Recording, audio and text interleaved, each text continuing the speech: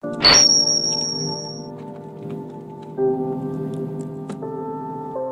and gentlemen, boys and girls, children of all ages, my name is Lorne and I'm the host of the Halcyon Show. How are you doing? And today, I've got a treat for you good lasses and lads, because today, making his way down the pike, weighing in with 31 years and 8 months experience as an actor and director, a 6-time novel and non-fiction writer with nearly 5 years experience as a best-selling author, he is the president and co-owner of Kayfabe Commentaries, and if you have watched a YouTube wrestling shoot promo, the chances are he's in it. And if you watched a Did You Know video about professional wrestling, odds are the information he procured from the endless series of guests he's interviewed over 16 years is what they used to make it. So ladies and gentlemen, please welcome the man who is to YouTube wrestling content as God is to all of creation. He has a college degree and he don't sing, the reigning, defending wrestling shoot channel champion of the world.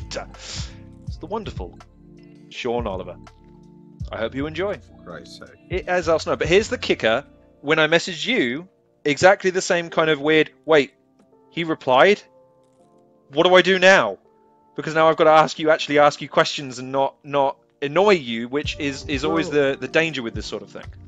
Well, everyone annoys me anyway. But it's, you know, I have a weird philosophy with the, with doing podcasts, and I guess now they're called podcasts. What were they? Internet radio back when I started doing them in like 2000 whatever. But I didn't. I know people that only do like the biggest podcasts and stuff, and as long as you're relevant and as the talent, you are like a first-rate name for them, then that's great. But guess what? When you need them someday, when you're not the first-rate name, they may not respond to you. Whereas if you do podcasts of all levels, all different sizes, you kind of endear yourself to the whole medium. You know, like there are guys that I still do. Occasionally, I'll do their podcast like once a year or once every other year. They were, I don't know if they had 5 listeners when they started back in like 2010 or whatever, but we were starting Kayfabe Commentaries, and I wanted to make digital friends with as many people as I could. And my philosophy was always that if somebody's, it doesn't have to be a big show to be a good interview. Sure, 100%. I completely agree with that. Although sometimes it does help if it's a big show, because that helps make a big interview as opposed to, you know, coming on and saying, oh, so I see you've got your own Buddha set, and it's a lovely set of wardrobes. I'm sure IKEA was doing a sale that day. You know what I mean? Like, it does help the present. Like, I've seen your digs. Your digs are massively improved from some of the interviews I've seen, if only because, God bless you, watching one of your interviews, I was inclined to say, dude, I'll let you out of your box. Just come closer. Let me out, and then you can. I can breathe. I can stand. I can stretch my neck. Because you seem quite cramped in the interview that I saw you with. So I imagine you were just sort of making do with the setup that you had at the time. And which one was it? I don't remember. Oh, this is all I remember is that the guys. I think it's KW, something along those lines. But he had you sort of set like side by side like this, so it looked like at any given moment you were going to start.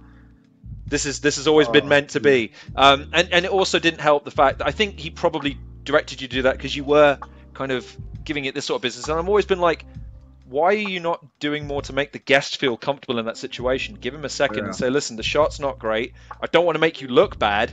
Just take a second to rejig it and we'll be fine. Right. Yeah. Not everybody has the production acumen either, you know. They know how to log into a website and talk and upload a file, but the aesthetic, there are some people that just don't consider it. When we started Kayfabe Commentaries, you're clearly a younger guy than me, but the shoot interview world at that time was a static shot about here to here of somebody's head sitting on a couch. Lighting wasn't given much of a consideration other than on and off. External microphone wasn't used, so the ambient noise in the room sometimes would drown out wrestlers. So the production aesthetic and the production quality was of utmost importance to us. And I think that's probably one of the contributing factors early on that made us so popular, is we were very different than what the other shoot interviews looked like. 100%. Now it's a little easier to get the equipment and stuff, and it's not as expensive, so I think more people are paying attention. But clearly, as you're mentioning, not everybody.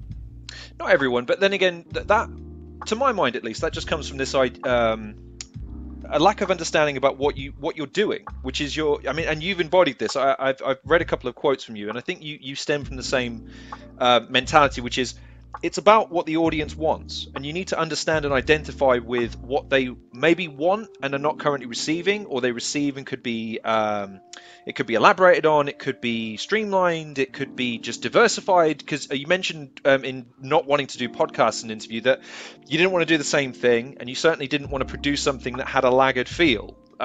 So that speaks to this idea that, well, before I set off making something I want to make sure that what I'm making is what people want. And that's something that I don't necessarily see in a lot of creators. A lot of creators want to emulate what someone else does to be that person for their own personal gratification, as opposed to, well, I'm in this because I want to satisfy an audience. Like, they're the ones who are ultimately going to pay attention to me. So I've got to start from that foundation. I mean, or am I wrong in that assessment? No, the best shows and the best interviews and the best companies, the host position should be a fan's position.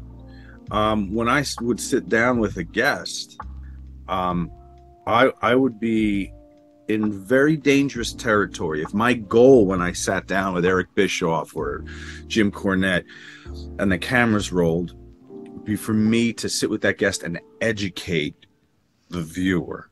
That would be a miss, because it would start to feel like a classroom a little bit. What should happen is I should be, and then the best interviews that I did with Kayfabe, I was sitting there as a fan, losing myself, losing my director's head a little bit, and just sitting and being engaged by Roddy Piper or whoever it was, and asking them the questions that I wanted to know as a smart fan. And in doing that, I've delivered the audience, who are thousands of Sean Olivers, exactly what they want, because I sat there as a fan and asked those questions. So the viewer is sitting in my place when we conduct that interview. You can't go in wanting to educate or to do anything high concept. You really just have to go in as a fan. And it was harder when I had to cover eras that I wasn't a fan of, like the 2000s, well into the 2000s. You know, talking with some of the more contemporary talent was that was work for me. You know, I had to research, and whereas Piper or Nash or anybody I could have just sat with and talked without a script for 2.5 hours easily. There's a lot of personal resonance there. But I guess a question that stems from that then is, and this is something that I struggled with in the aforementioned interview, how do you keep you not cool, that's the wrong word. I imagine you go into a lot of these interviews not perturbed necessarily, unless something has happened that we're not aware of. But how do you because you've made reference to the fact that you have a high quality demand from you, like the anecdote is, I'm going to pitch you the ball, you better fucking hit it. How do you kind of maintain that kind of dual perspective then, from the perspective of an audience member who is a fan? Like me, I don't have an inner working of the business, and I certainly don't understand a lot of the history unless it's spoken on a shoot interview.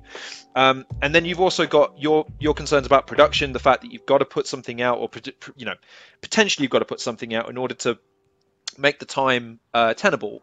How do you balance, or at least mentally, do you try and broach that in the heat of an interview when it might not just be going your way? There might be some aspect of it that you want to elaborate on more from a personal perspective, but then there's the side of you that goes, but people probably wouldn't find that interesting.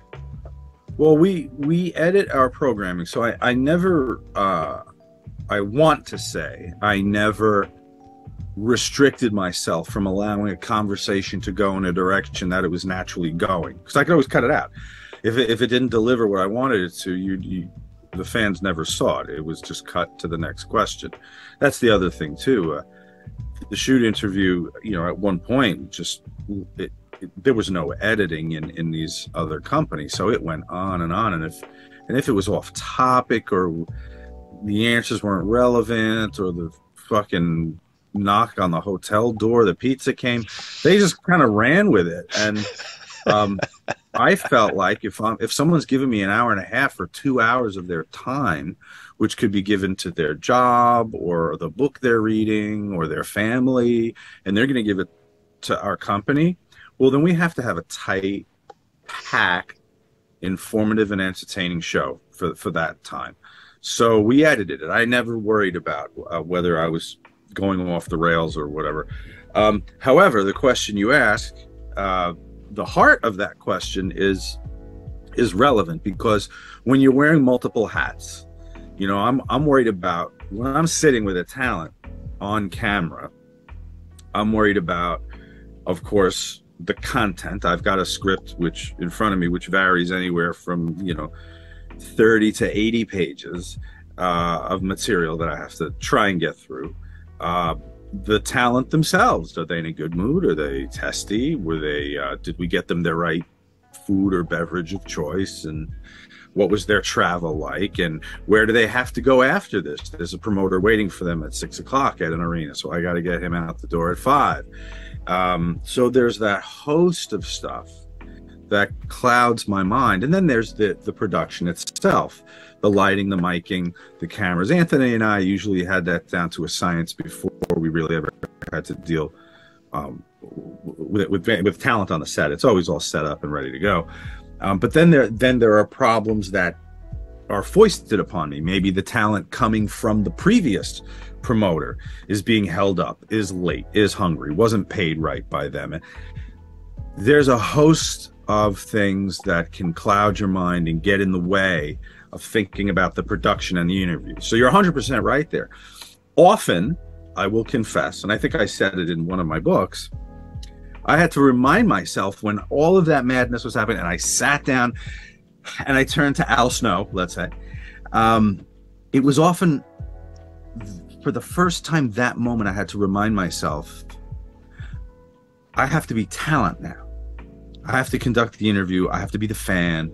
I have to be on camera talent now.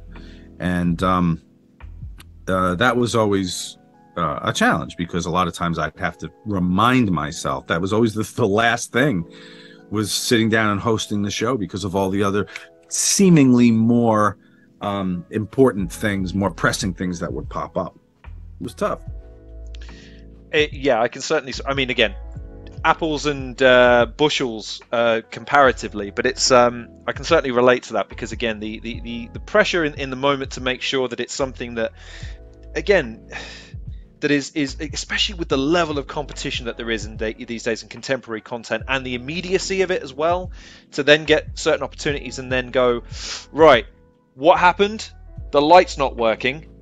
Are you for fucking real? Right, you know what I mean? Like, that pressure immediately kind of getting in the way of the artistic nature of what you did and do, and what I'm trying to do, which is to try and provide people either like an hour or 2 hours worth of an escape, an intellectual challenge, you know, some fun anecdote, whatever it is, spoiled by the practical nature of things. And it must have been, especially with wrestling, which I've been a massive fan of since I was a kid. You know, back in the days when I wasn't supposed to be watching it. You know, 3 a.m. in the UK. Right, let's sneak downstairs. Right, do you remember the code to the thing? Okay, cool. Right, turn it down so they can't hear. That's how long I've been doing it, to the point now where, you know, we've got like such a wealth of content to be able to choose from at your fingertips. But I guess the question I have is when you add in that sort of volatile element with all of the production issues and the responsibility that lays on your shoulders, did you enjoy it? Was it fun? Was it something, because you've got a history and obviously a background in the arts and movie making and television and production. Is it joyful for you, or is it something that you see as a business and that you've got a particular talent for? Because you seem very good at sort of articulating yourself on camera, but you also seem to speak quite eloquently about the process of putting the thing together as a production. I enjoyed a production that went well, but again, that's the business standpoint. You know, everything was okay. That light didn't blow out. Al Snow answered all the questions, you know, and the show's in the can. So there was always a moment when the show was over and everyone was gone, or the talent was gone. The outsiders were out of the room. Our crew was there, where I would turn to Anthony and I'd say, so, and he would say, best thing we've shot. Unbelievable. That part of that. Or he'd go, you got it. And I knew what that meant too. It meant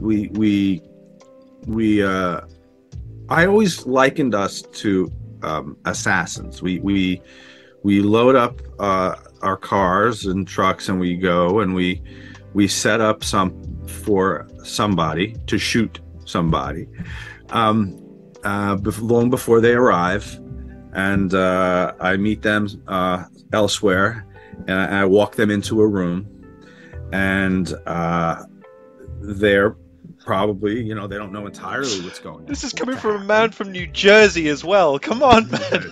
Like you're admitting to something on this. What are you doing? And we shoot the interview,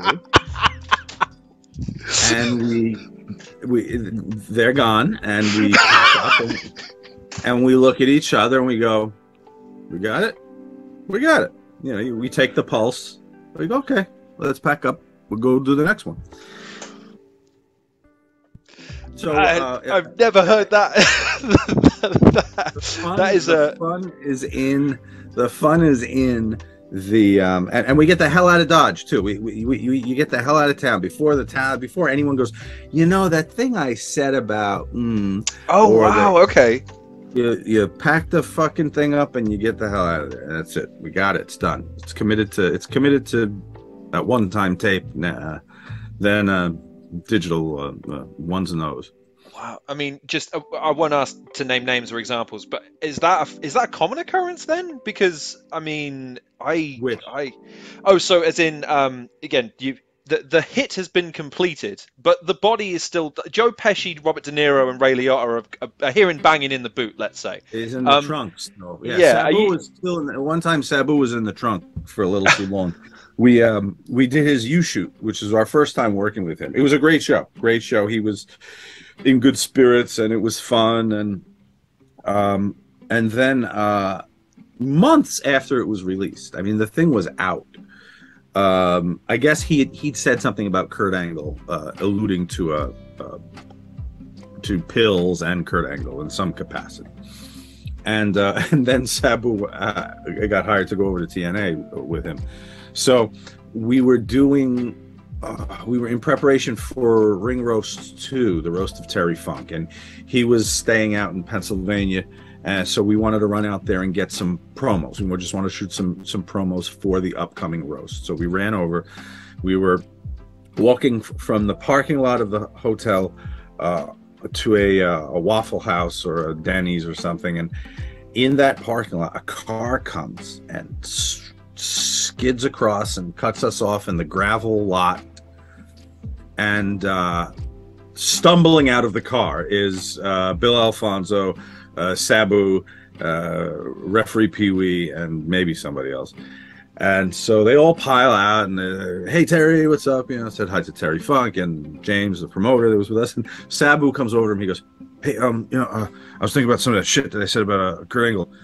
Is it too late to cut that out? I said, Sabu, it's been out for 3 months.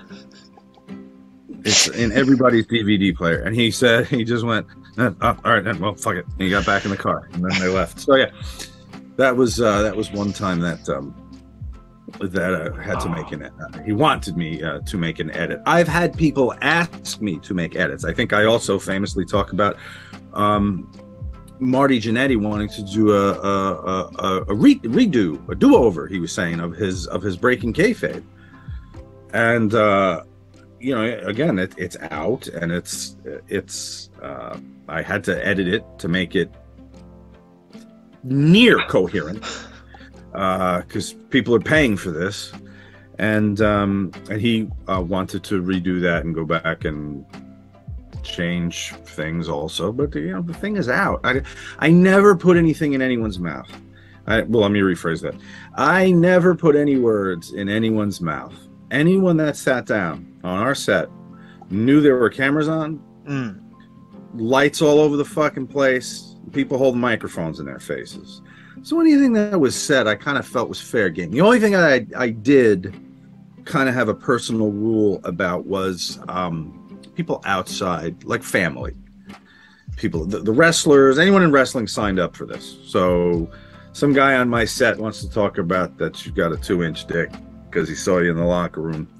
Listen, you signed up for it. You're a professional wrestler, you're in public, and that's part of the fraternity. But someone's kids or someone's spouse or whatever, that stuff that I did cut out. Okay. And anything that would be of a legal issue. If somebody made a claim of some kind of criminal conduct that would have had to have been proven, obviously you can't air that. So we would cut that stuff out too. But anything else, I asked the question, you can answer it or not, but if you answer it, it's getting released. In that vein then, and I know this is probably a difficult question to quantify because you're not then and you are now. How was the experience of putting these together, interacting with, probably a bunch of individuals who you had at least some kind of personal opinion of prior to, even if it was just fandom or if it's just by reputation, to now? How has all of that affected how you were a fan when you were growing up? I believe when you were 6 or 7, you were first introduced to the concept, and when you watched it on TV, and then you watched. I think you went to your first event in 1981, I believe, in an interview you did. To now, where you've got a lot of world weariness, you've got your own career, you've grown up, and you've seen the business from a number of different positions. How is your fandom of wrestling now? Is it good? Is it strong? Is it tempered? Is it are you a bit melancholy about it? Are you whimsical about the past? I mean, how do you view your own fandom? It's a different thing now. So if we're talking about the product yesterday and the product today, to be a fan of today's product, you have to be a fan of something different than you were in 1985. 100%. 100%. And that's fine and valid. But just as in anything else, in music, if you were a fan of the sounds of the summer of 1977, you're going to have to learn to have an appreciation for something very different if you're going to be a fan of the sounds of the summer of 2022. The same might be said of movies, the types of films being produced, the blockbuster today versus you can stream the relationship film today, but you can't go see them in the theaters. You're only going to get blockbusters in the movie theaters now. So personally, since you asked me the question, what I was a fan of a long time ago, which was larger than life characters. Well, what would hook a kid, right? A superhero, a larger than life character with superhuman or super evil abilities and perspectives.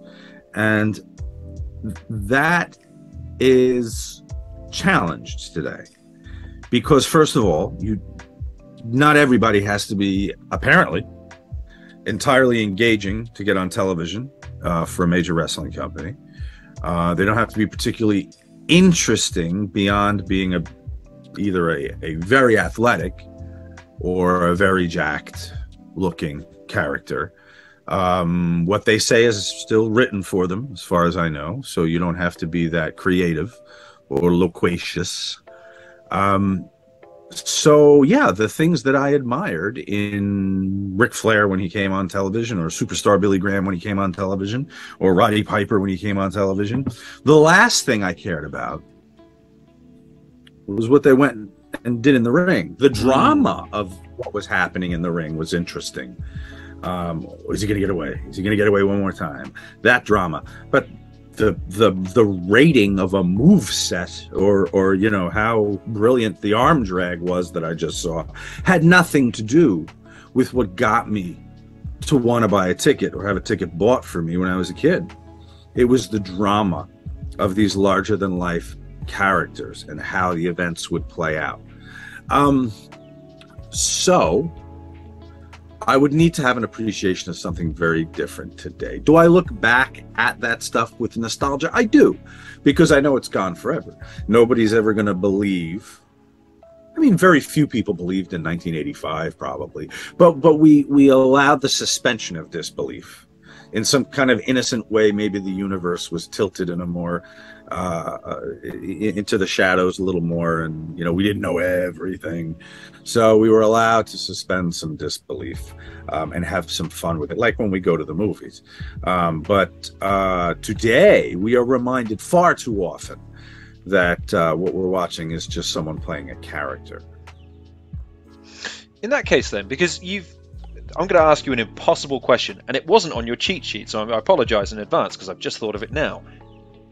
Put yourself in the position of a booker in the situation that Triple H or anyone else is in at the moment, then, with that mindset of this idea that, because I think you're right. I think that's the reason why Marvel movies and a lot of movies these days, the characters, they come with the pretense of being deeper and more nuanced, but ultimately they can be distilled down to very core values in the same way that wrestlers of the 80s were, because you had to explain them in a sentence or less so that when they got on television they could just do their thing. You didn't need to have a backstory in order to understand what they were about to do. How would you articulate what you think would need to be the direction of the business would need to pivot in order to achieve that kind of feeling in kids? Because for what it's worth, I get people like me, you, and every age in between watch wrestling. I get that. But in the same way that you began your fandom when you were a kid and you could suspend that disbelief more easily, so did I. I was watching in 1997 when The Rock and the rest of that sort of stuff was blowing up. So ultimately I think that sort of it has to start from the younger and more formative years. It bleeds in. So how do you, at least if your fandom of the business these days is less geared towards the current product, how would you articulate what you would want to see to ignite that same level of interest that you did when you were in your formative years, at least? Well, if you're trying to hook a kid today versus trying to hook a kid in 1985, we sound like two priests trying to figure out what to do with the altar boys. How do you hook a kid? If you wanted to hook a young viewer today versus back then, the whole palette would have to be different, because today every 8-9-year-old is on a phone, right? So the entire world is exposed to them, right? We can't. When I was 10 in 1982, I only saw of Greg Valentine what Vince McMahon wanted me to see of Greg Valentine. So there was total control. No one, I didn't have the opportunity to log on and see video of him signing a fan for a kid at a Waffle House. So I was left to wonder whether, when he left the ring, was he beating his kids at home, and was he the horrendous character that I saw on television? So just societally, we were allowed to have some mystery. Well, we can't anymore. So knowing that, if you're Triple H or anybody that's in a creative position in a wrestling company now, you've got to figure out how to use this to hook. Now, I still haven't seen it done well, ever. But I just wish people would realize, I guess, people in creative positions, you don't have to force anything. The viral nature of what happens when anything interesting happens, that's the hook. It's got to be interesting.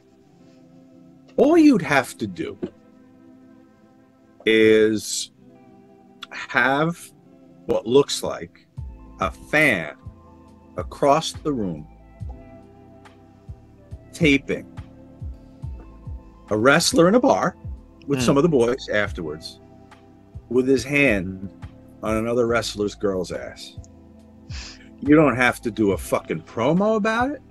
You don't have to do shit.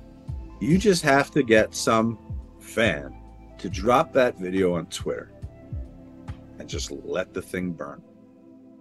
It's weird that you've actually mentioned that. The Riddle Rollins thing seems to be playing into that that conception today, because in fact, pretty much exactly as you said it, which is the question is it a work? Is it legitimate? Is kind of it's at least tempered by the fact that it's filmed in such a way as to invite the but if it was but it's WWE, they overproduce everything and there's no one there and it's from an accompanying part. It invites more questions than it answers, and that's perfect because that allows for that suspension of disbelief for fans to go, well, listen, even if it is a work, isn't this brilliant? Isn't this just entertaining? Isn't this we know everything's a work. We know everything's a work. We know it. But can you do it in such a way that allows us to go, ooh, what if it wasn't? Yes, what if it wasn't, and what would happen next? And that's right. I need to watch next week to see if this is a work, and if it isn't, I need to see how these characters are going to progress and evolve. That's the what if that, again, the most successful franchise of all time, Marvel. They made sure to leave a 2-minute clip at the end of each of their movies to go, oh, you liked that, did you? Well, we're not done. And here. And everyone leaves the cinema going, well, when's the next one? And there you go. You've got a franchise without even needing to announce anything in advance. You just let it do its thing, as you said. I don't want to overstate this, but an example that I consistently give when I'm asked questions like this is about when CM Punk came back, was it 5 years ago or whatever, and there was that, the work shoot thing, and I would have kept him off of WWE television, actually. And I know it's all about the ratings, so you can't. I would have just had him go around the country, showing up in little halls with the WWF title and completely abandoning. And they're trying. Wow, he was in Montana this past week, and no one knows where he is, when he's going to show up, and legitimately just send him out. Don't send the WWF cameras. Just let the audience get it here. It'll be everywhere. But just have them walk into a VFW hall in nowhere, USA, and with the title. I thought they could have gotten 6 months, a year out of that whole thing within a month. They had main event 2 weeks. On the next goddamn pay-per-view, and it's just like, oh, well, there it goes. But I watched again because I was like, oh, okay, they're smartening up now. They got it, but they had the lightning in a bottle and they just let it go. It's an interesting parallel because, again, almost exactly the same fashion, a friend of mine sent me the promo for the SummerSlam, Money in the Bank match, and that got me back into wrestling after a long hiatus. Tempered, of course, by watching sporadic clips of Kayfabe commentaries and you shoot videos, which is where I was introduced to you originally. I've been watching your content for probably the better part of 12 years, 13 years, something like that. Didn't get into YouTube originally as a concept, and I was kind of a late bloomer. And what took me aback by your style of content, at least in the early stages and as it developed over time, was your droll sense of humor, bringing people in with kind of a very strong presentation style, very professional presentation style, and occasionally a bag would emerge and things would emerge from the bag, and then sooner or later, fucking hell, I have a college degree. And it just lightens the room. It just gives everyone a bit of a look, guys. I know we're dealing with some serious subjects. I know that some of this is taboo to talk about. Maybe you're uncomfortable to talk about it. But hey, it's just fun. Come on, we're here to have a good time, and let's produce something great. The question I have for you is, where did that all come from? Where does your style of content, your style of presentation, how you factor in how you approach these things, your sense of humor? Like I say, it's very dry, it's very witty, it's very quick. You're very articulate. Do you have inspirations or influences that temper into that, or is that just something you've always been naturally good at? I don't know. I think if you think about it too much, it becomes a performance, and that's, I'm doing a podcast now with Kevin Nash, and that's some of what we remind ourselves that we've got to do is that we talk about what we're going to talk about, but we don't talk about it. Or if we start to, one of us ends up going, all right, we just did fucking 20 minutes of show and we're just supposed to be planning right now. So I think you just, I allow yourself to be open and just be yourself. If you're interesting, if you're funny, if you're not and you're a dick, then that maybe be somebody else. But if you're a touch clever or engaging, just be yourself and handle any situation You see, now with You Shoot, you brought up You Shoot, right? Well, that's a very light show. There was a lot of levity, and a lot of the questions that fans sent were funny, and the talent that we would put on that show, we made sure that it was somebody who could roll with it.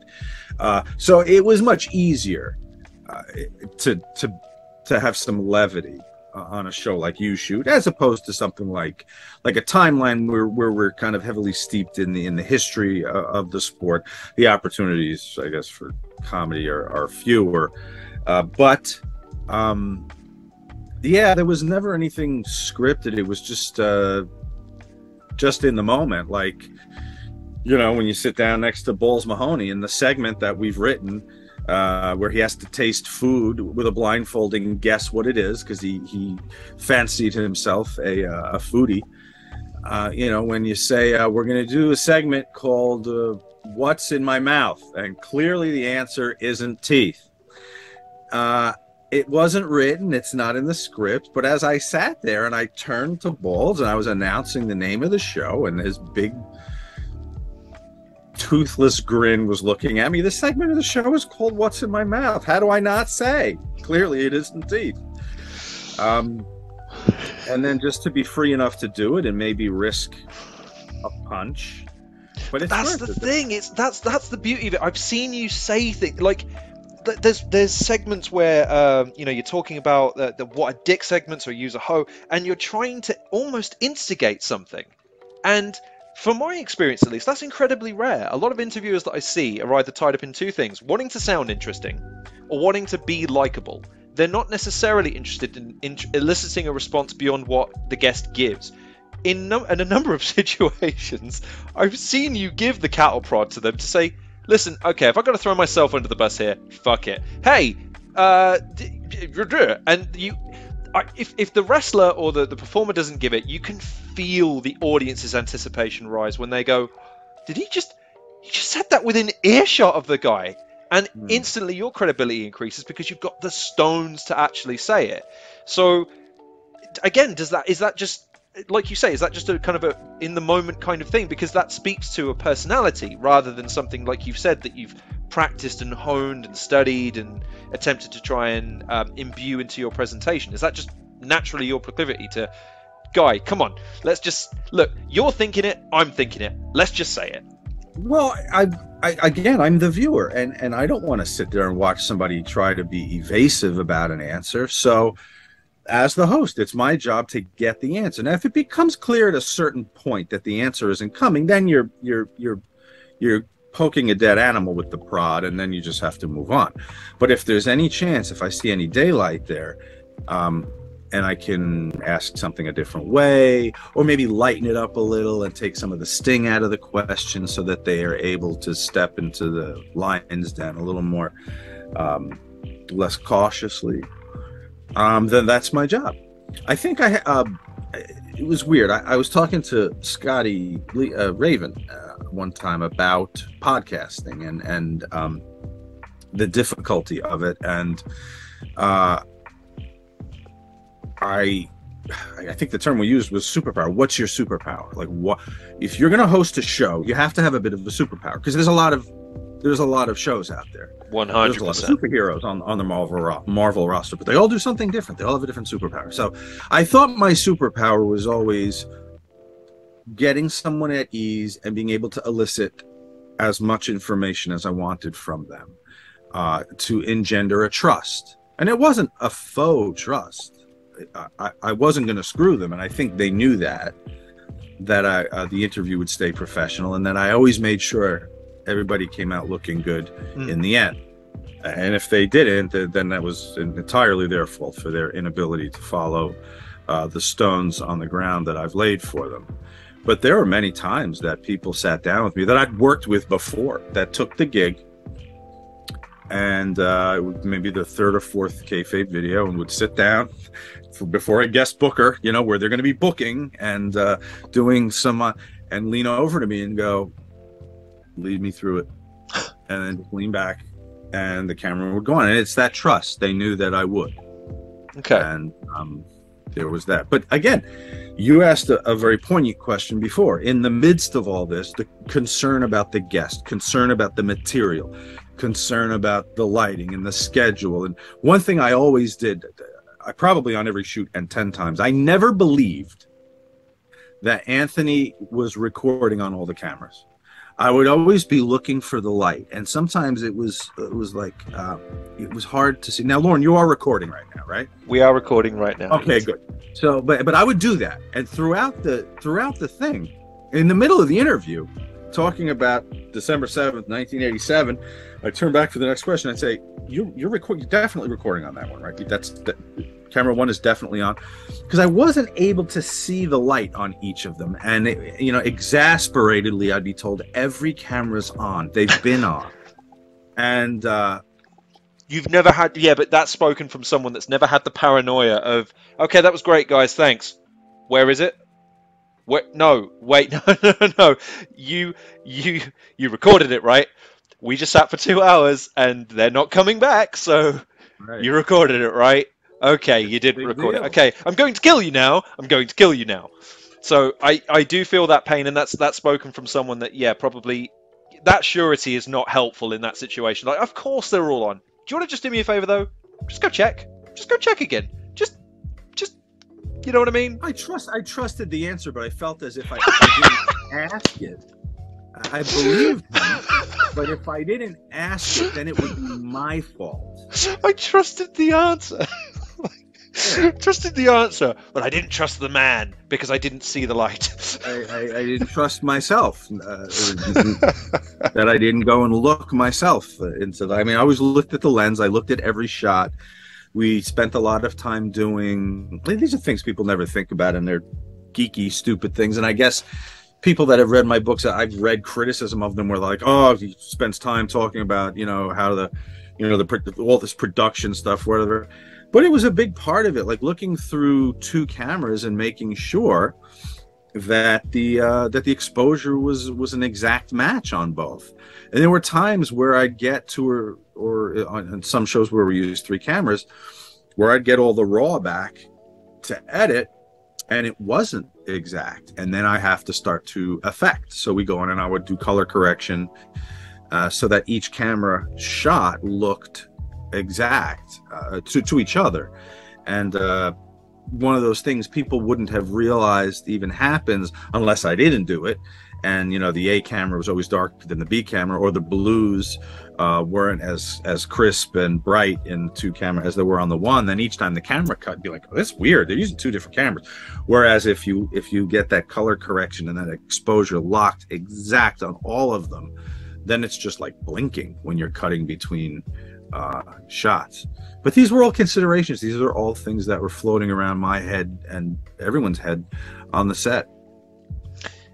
Which actually leads me to a question I want to approach with a certain amount of understanding that these are 2 completely different mediums and the stresses are inherently different. But you're now a successful author, and people that know you from Kayfabe Commentaries and obviously your contributions towards wrestling content, 6 books. And all of them have been received exceptionally well, and you seem to have a real passion and a real dedication to producing them, which leads me to ask, is producing novels, is that in the same vein creatively for you, or does it fulfill a different need and a different niche for you?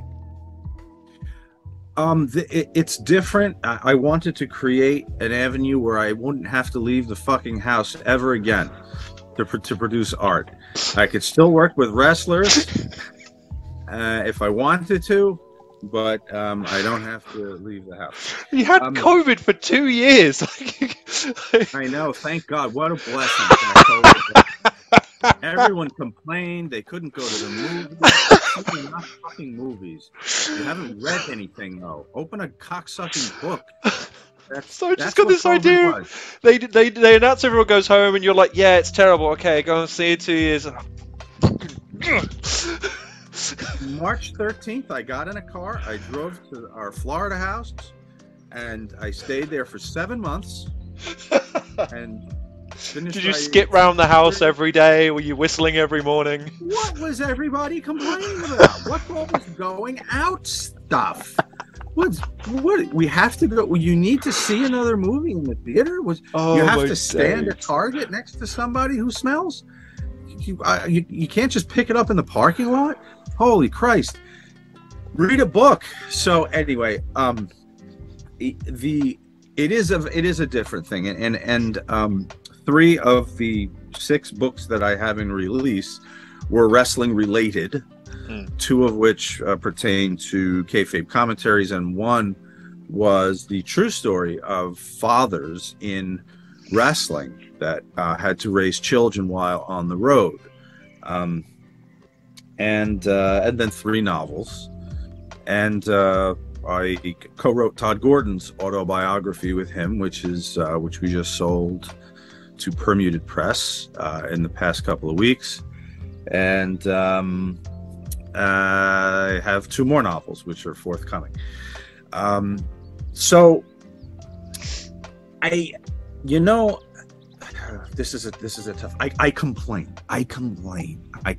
to my wife that I'm still talking about wrestling in books on a fucking the #1 wrestling podcast the world over every week.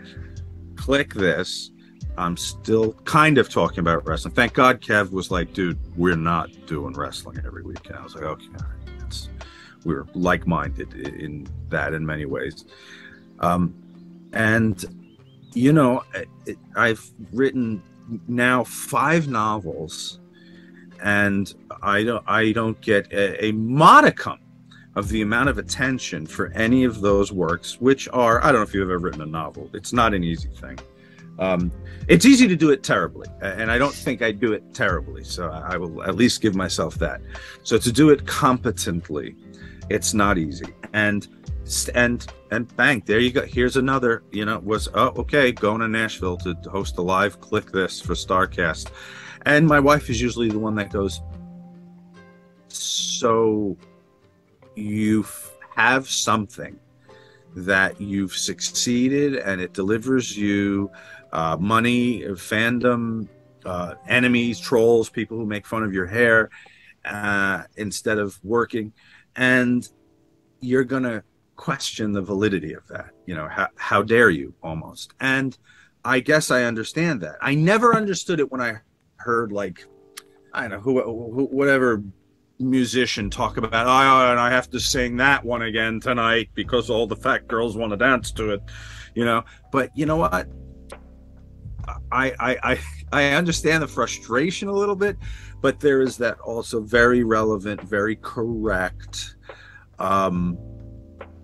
this is the hand you're playing right now, play it earnestly, and with sincerity. And I firmly believe you do not have to be one thing. I say it a lot, and I tell my kids that all the time. And if you're, whatever you choose to do as a career, that's not the be all and end all of you. You might have a passion for painting. You may deliver you may deliver mail during the day, but you've got a passion and a talent for painting.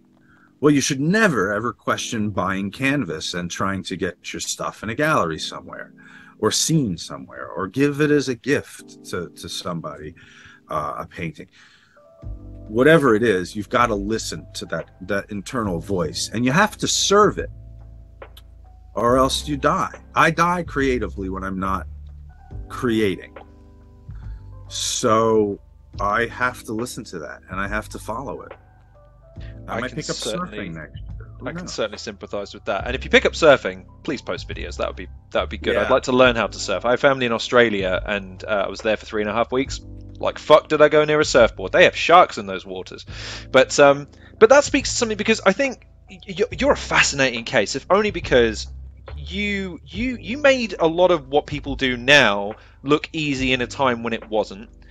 And again, the mantra, it makes reference on your website, you don't only have to be one thing, which is in stark contrast to most YouTube channels and most platforms where it's staunchly, no, you have to be one thing, because then the audience gets confused. What are you? Are you a football channel? Are you a music channel? Do you do opinion? Do you do fact? I can't keep track. When you go, Yeah, but there are people out there that can keep track of sports teams down to the minute detail. It's not through people's lack of ability to be able to keep track, it's that they are not incentivized to keep track based on what content they're being fed or how it's being put to them. So I guess my question is, why don't you subscribe to it? Why do you think that you are? Because you mentioned that the creative nature of it, the fulfillment is important to you, but there are people that set that aside for monetary gain, for security, for any number of different reasons. Why don't you subscribe to it? There's wisdom in that philosophy that you just evoked there about the one thing. It's creating a brand, you know, and brand doesn't only cover what you buy at the supermarket. You are a brand as well. Everything you do is brand. But maybe my brand is the guy that just does everything. Maybe does it all poorly. I don't know. Leonardo da Vinci did a lot of stuff. You know, what's his brand? So I don't know. And there is wisdom in finding something and being that guy. Anthony Robbins, the self-help guru, right? Everyone sees his face and knows he's the big guy on stage that talks about inspirational, he writes all those books about awakening inner strengths, and that is his brand. It's strong, and he's a product. And if he was to host a wrestling shoot interview series tomorrow, it would really upset the apple cart in the Anthony Robbins Industries or whatever that his company is. It would be a problem. It would be a problem. So there is wisdom in that. If you're going to be Nike, don't make sandwiches. All right, stay with the shoes. Don't make shoes you can eat. You're going to make high performance shoes. There was Does that just come from the trust issue? So actually, I tell you what, I'm going to shut up. There was a book. Sorry, go ahead. Well, yeah, just the one thing, and then you can talk over me. You're probably more interesting than I. Howard Schultz, the CEO of and founder of Starbucks, wrote a book. I forget what it was called, but it came out maybe 10 years ago, 8 years ago. And in it, he talked about, he walked away from it and then returned to the company because he saw the company lost its soul. And the thing that triggered it for him was he walked into a Starbucks, the company he created, from one location on the West Coast.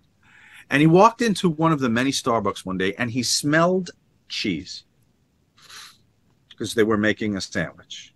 Okay. And he said, and it was jarring that he didn't smell coffee. So he said, we lost our soul here. I understand. We want it to be, we add product lines, right? We add a little lunch component to it or a quick breakfast pickup component, but it has overtaken the identity. Someone should see the logo and have a visceral reaction, a sensory reaction. The smell of that store is, I know what it's going to like when I smell in there, and it shouldn't smell like a ham and cheese sandwich that just came out of the microwave. So if you notice now, Starbucks all have these massive like microwave type gimmicks that don't emit any smell from the cooking. But to the point, when they added food, it wasn't a bad instinct business wise. It's a coffee place. You may want to grab a sandwich. You might have forgotten your food. Thank God Starbucks has sandwiches. But it has to be done the right way. And it can't overtake the core product. And the core product was the coffee experience. You look at the walls of a Starbucks. It's the black and white photos of them processing coffee, cooking coffee. They're picking coffee beans in Nicaragua.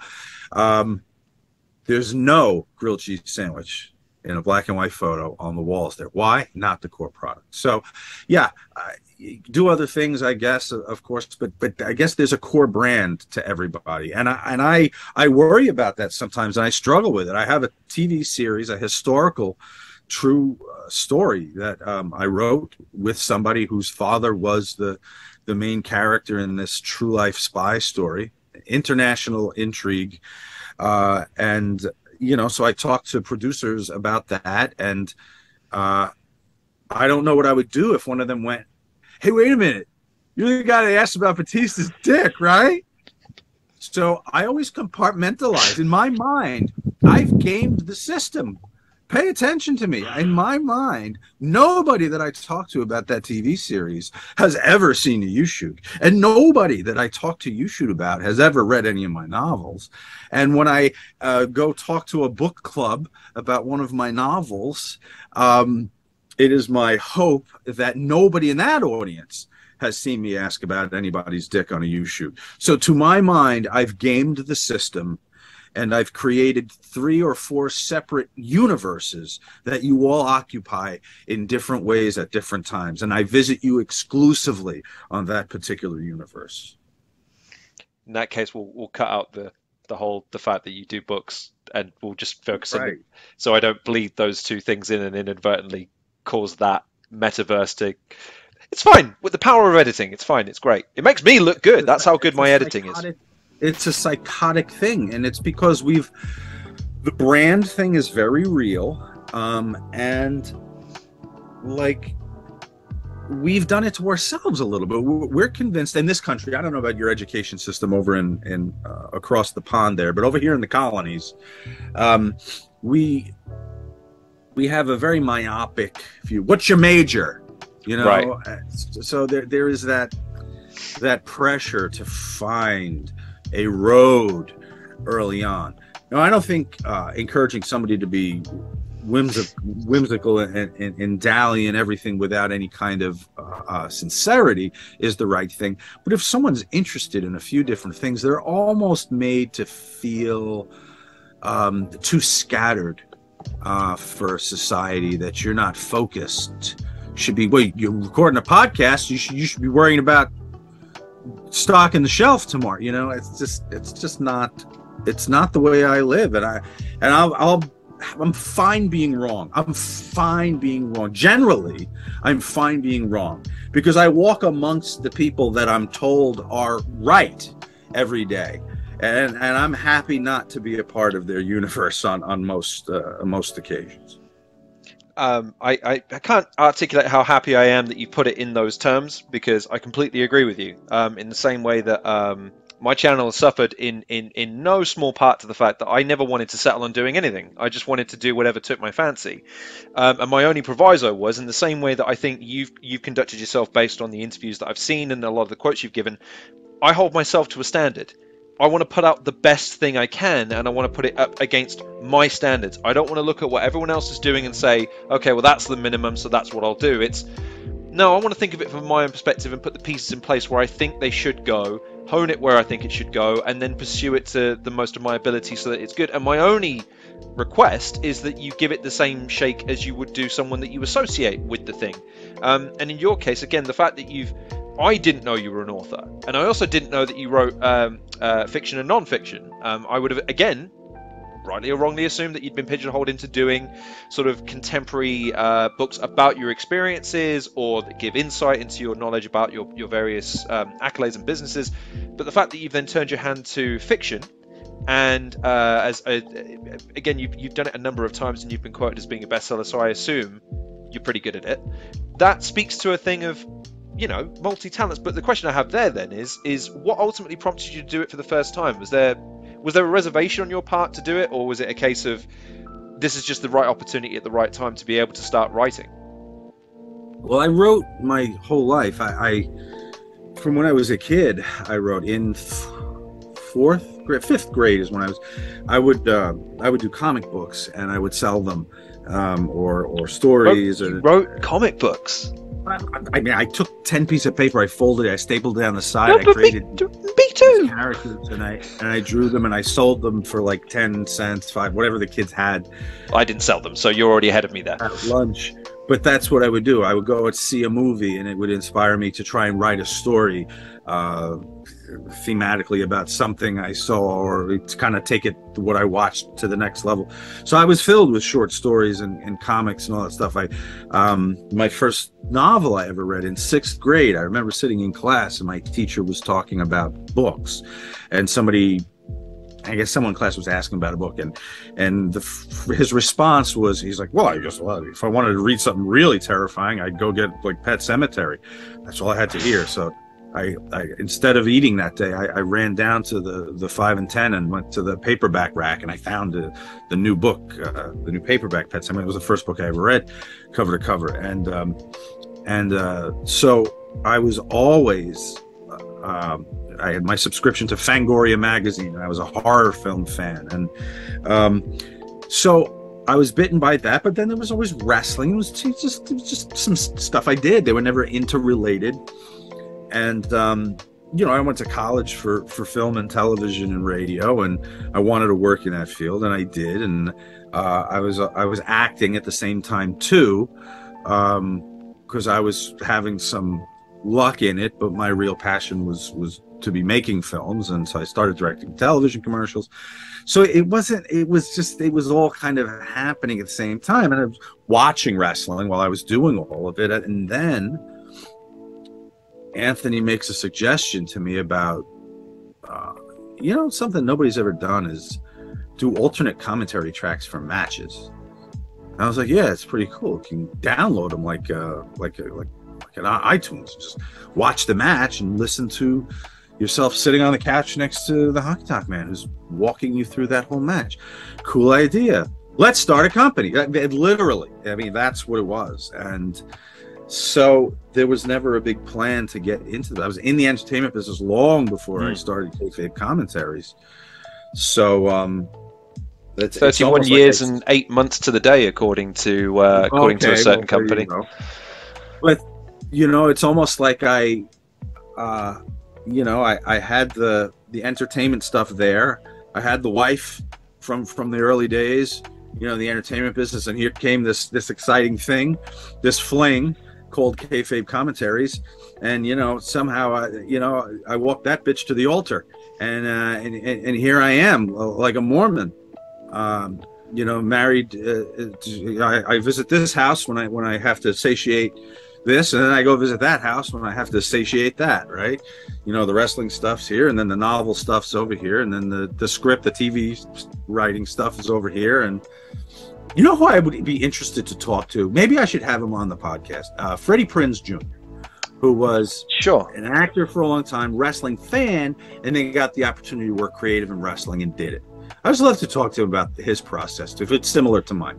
I mean, he's far more successful than I, and better looking, and just a more worthwhile human being. But I would like to know if he has that struggle. If people from the one industry talk to the other, when I would be doing a film, I mean, that's the other thing too. We should mention I have 200 movie and television credits to my name also. That came up in the research, yeah. You just throw that in there. So I'd be doing something. I'd be at the studio, and somebody would be like, I heard you're on a production company. And so then there were two hurdles before the word wrestling was ever uttered. This was the process. I had to decide on the process because they just don't understand. People don't understand wrestling. No, of course not. The first hurdle was, I own a production company. That was the first one. Then it was, what do you produce? So the second hurdle was interview-based programming with professional athletes. That sounds pretty good. I might own ESPN if you hear that, right? So it could be anything. And then the dreaded, the third question, if they are engaged enough to say, tell me more, then I have to say, then the disclaimer comes out. I say, all right, it's professional wrestling. You get it or you don't. If you don't, go back to your script. If you do, I'll be happy to talk to you about it. Yeah, but there were two hurdles before the word wrestling was ever uttered. Which is fair enough. But isn't it telling that some of the most successful entrepreneurs, especially in the early days of celebrity, the one that comes to mind is Arnold Schwarzenegger to me, because there's a guy who had his niche. He's a bodybuilder. That's it. Actually, no, he was a successfully. Continue. I didn't want to just say it. I have an intro written for you. It's in there too. I mean, do you want to just give away the finish here and I mean, you have it, by the way, so you can read your own big up if you like. But no, my point there is that bodybuilder, yes, but he was a successful businessman and entrepreneur before he ever started acting. Becomes an actor, then he gets into all sorts of different avenues of entertainment, and he's an early example of someone who was mega successful, and yet the concept of, like you said, Freddie Prinze Jr. is someone that I associate even tertiarily with just acting in gaming because of his voiceover work with gaming, and like the idea of him getting into wrestling is one of those things. It's like, oh, he's the actor guy getting into wrestling, as opposed to, well, I'll tell you what. Before I judge him based on the predilection for acting, what's he doing? What has he done, and can I see what he's done to see if he's good at it? That's never the judgment. The judgment is always, I don't trust you to do this new thing because I don't associate you with the new thing, so I shan't validate this line of this line of inquiry. And it's an odd thing, isn't it? Considering if someone's exceptional in a field, do you not trust them to bring that level of professionalism, or at least that attention to detail, that skill, to another field? Like in your case, the fact that you're so skilled at putting together a production, is it really that surprising that you're that skilled, considering, again, the fact you've been writing for years, but articulating a story, or articulating a set of stories and anecdotes into a coherent beginning, middle, and end, so that, because that's a heavy subject, man. I plan on looking for that book where it's available, True Stories of Professional Wrestling Dads Facing Their Greatest Challenger, Parenthood, because that looks like it could be something that has some personal resonance to me, but also just knowing what I know about professional wrestlers in the limelight, but knowing very little about their stories, at home, for obvious reasons. You want to respect people's privacy, but that must have been a challenge to articulate, because that's a lot of heavy subject matter that you're trying to deal with, presumably. I foolishly thought, after the success of the first book, Kayfabe, Stories You're Not Supposed to Hear from a Professional Wrestling Production Company Owner, get all those keywords in there. I was going to say, that's amazing that you remembered the name word for word there. That's. I mean, you wrote it, but title, you have to craft your title and your extension for keyword hits. So there's a science to why it looks like that. So I could have called it Kayfabe, but no one would have found it. So after the Kayfabe brother, right, Kayfabe brother.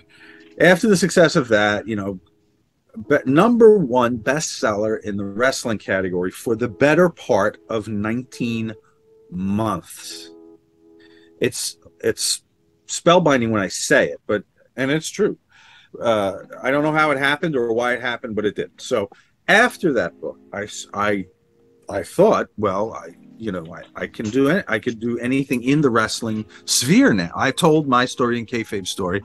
So I was at the theater. I was watching Hamilton, and the scene between Alexander Hamilton and his son, and the difficulty, considering the difficulty for his son of who his father was and the enemies he was making.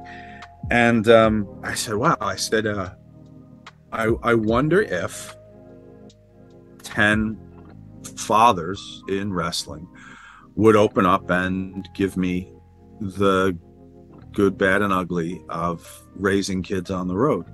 And that's where Father's Blood was born. And I wrote it. And Eric Bischoff is one person profiled, Tony Atlas, J.J. Dillon, Tito Santana. I talked to Bam Bam Bigelow's son about Bam Bam. So that was the perspective of the son talking about the father who was no longer with us. And in doing that, I thought there was something entertaining in it, that I could write it entertainingly, but really poignant and powerful. Some stuff would be funny, some stuff would be heartbreaking, and people who had never talked about parenthood before, like Kevin Sullivan was one of the people who allowed me to write his story and a story with his daughters.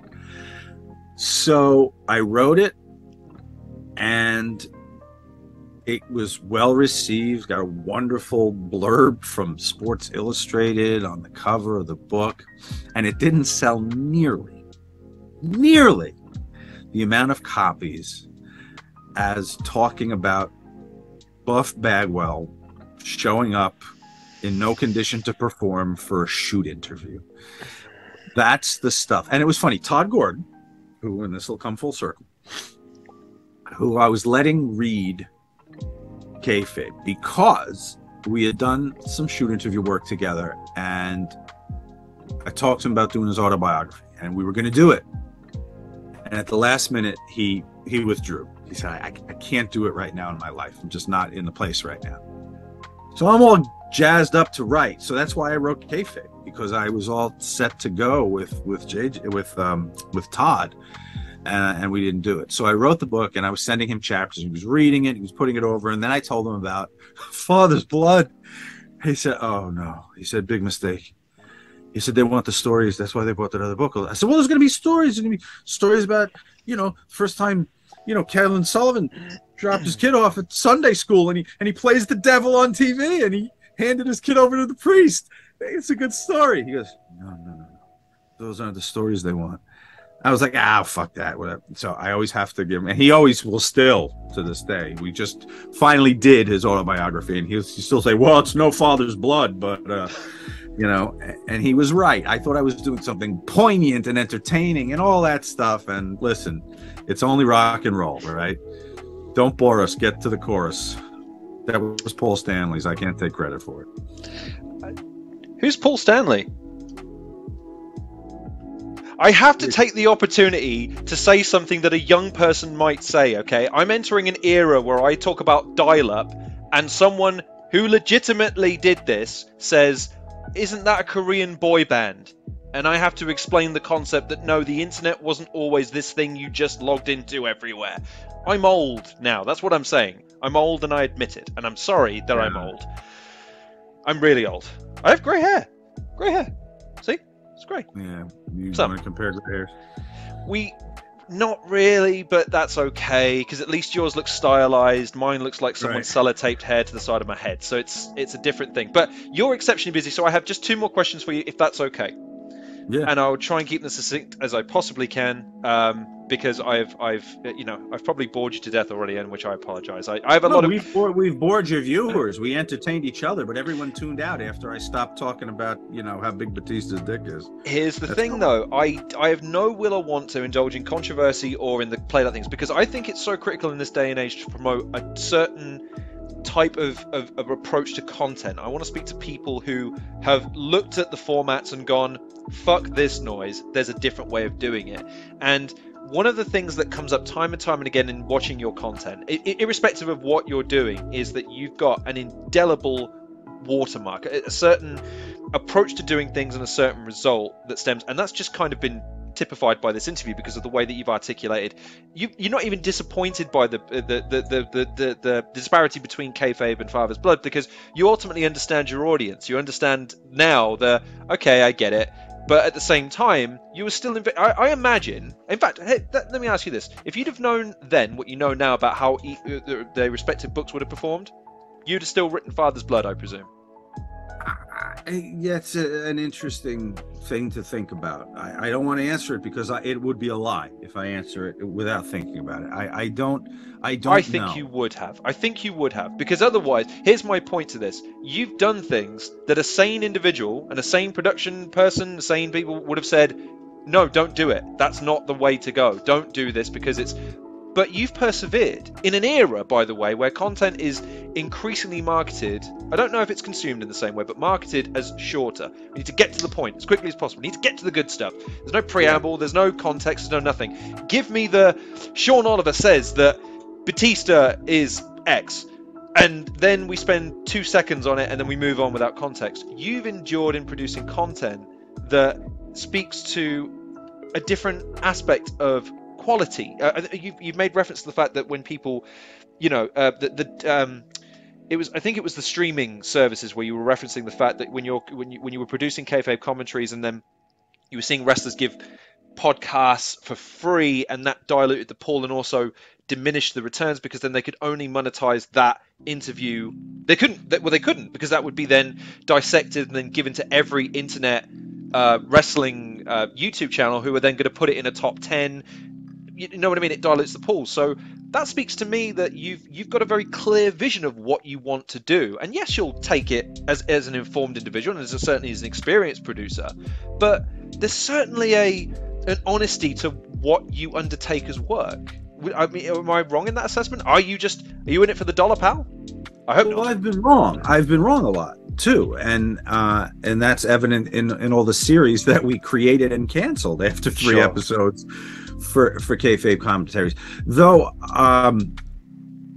and that's okay because Babe Ruth strikes out. Sure, 100%, 100%. The difference is, I canceled the series. I didn't try to shove. I realized that for whatever reason, and you don't have to know the reason really, you just have to know that the audience is not here or ready for this now. And to continue to pour money into it because I liked it would have been foolish. So I wasn't wrong to say, let's do a show called My Side of the Story, where we talk to Magnum TA alone and then ask the same questions to Nikita Koloff alone in a room, and we edit their answers next to each other to see how similarly or differently they remember their feud. And then the final segment, we put them together. I know this seems like nothing now if you have the WWE Network, because they've emulated all of our stuff. They've done all this stuff, but it didn't exist at the time. So this was the first and only type of stuff like this. And then we put them together in a room to talk about how differently they remembered their stuff separately. Thought it was great. We did that one. We did Tito and Greg Valentine, and it did not, though conceptually it worked.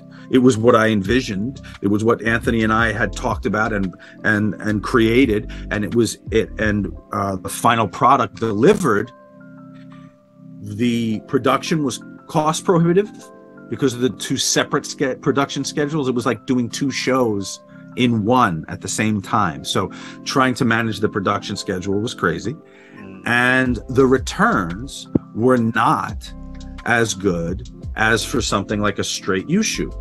Remember at the time, concept-based shoot programming. There was no WWE Network. It was just one guy talking about his whole career. So we started adding all this other shit. U shoot, which is still just one guest getting a lot of questions. All the questions are from the fans though. This thing where it's 2 separate guys and we're editing it together to hear their answers, and then people were ready for it yet. So after a couple of episodes, we were wise enough to cut it, but we weren't wrong to make it. And therein lies the difference. That's infallible logic, and ultimately that speaks to 2 things, which is it's great that you have the forthright to have those kinds of concepts and run forwards with them, and it's also good that you have the wisdom and the lack of sort of self-serving ego to think, well, if people aren't watching, they don't get it and they're stupid. Well, no, the audience are the ones that choose what is good and what isn't, even because their metrics aren't yours. So you need to again reevaluate and ask yourself the question, what do they want and what can I give them and what am I prepared to give them, and try and find a happy balance between the 3. Every product release is an election of sorts. And when you said are you in it for the dollar, pal? Yes, but not in the terms that you are associating the dollar. Sure. The dollar is the vote. It's the fans' only vote. It's the lever they pull. So I want their acceptance because it tells me this is the show that they've elected. Kayfabe or Father's Blood, they've pulled the lever, and that's what they elected. So I do need my products to be elected by the people.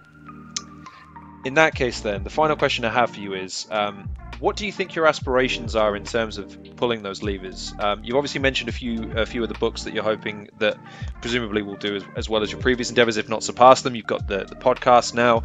KC Vault is something that I see pop up in my feed quite a lot as well. So I know that you're trying to reestablish, your presence within the consciousness of the rest, probably the wrestling fan that's like me. I'm a fan of long form content. I love putting stuff on the background, working and having it ticking over because I can pay attention to multiple things. I don't need the dopamine hit of seeing something to the same bloody copyright free backing music on YouTube shorts every 5 seconds.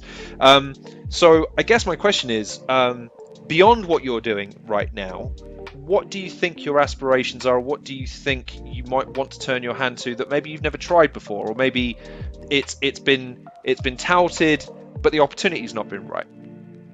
Look at the industries I've chosen. Every one of them's a car wreck, right? The publishing.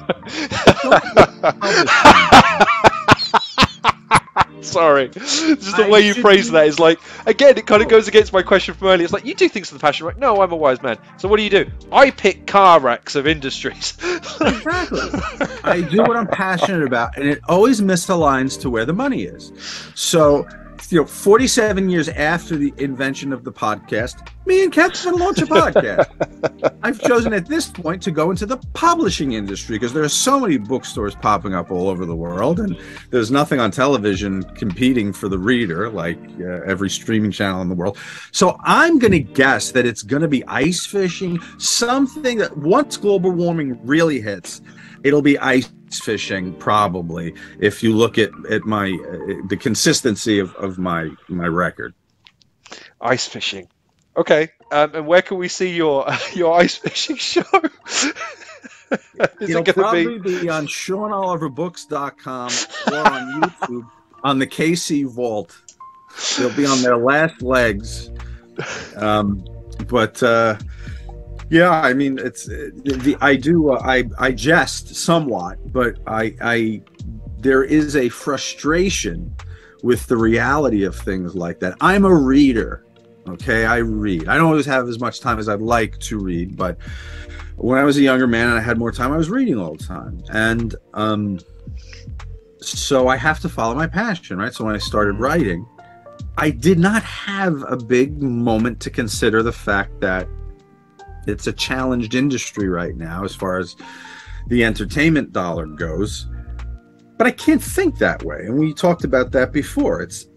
You follow the passion, and you said, would you, based on the success of Kayfabe and then lower numbers, not that it was a failure, but lower numbers for Father's Blood, would you have written it again?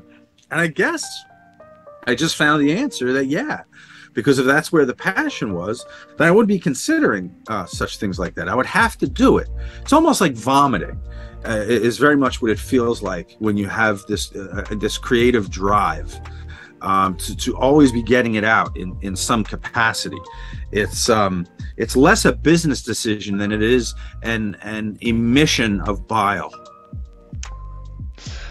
The anecdotes and the comparisons are easily, you've surpassed my expectations and beaten the brakes off of any guest that I've had so far in terms of filming a Kayfabe commentaries is like an assassination. That is I tell you what that is hashtagable if I've ever heard a statement on a podcast, because that's going in the title. I don't know if anybody else, that has to go in. That's far too cool not to put in the title of a video somewhere on the internet. That's far too cool.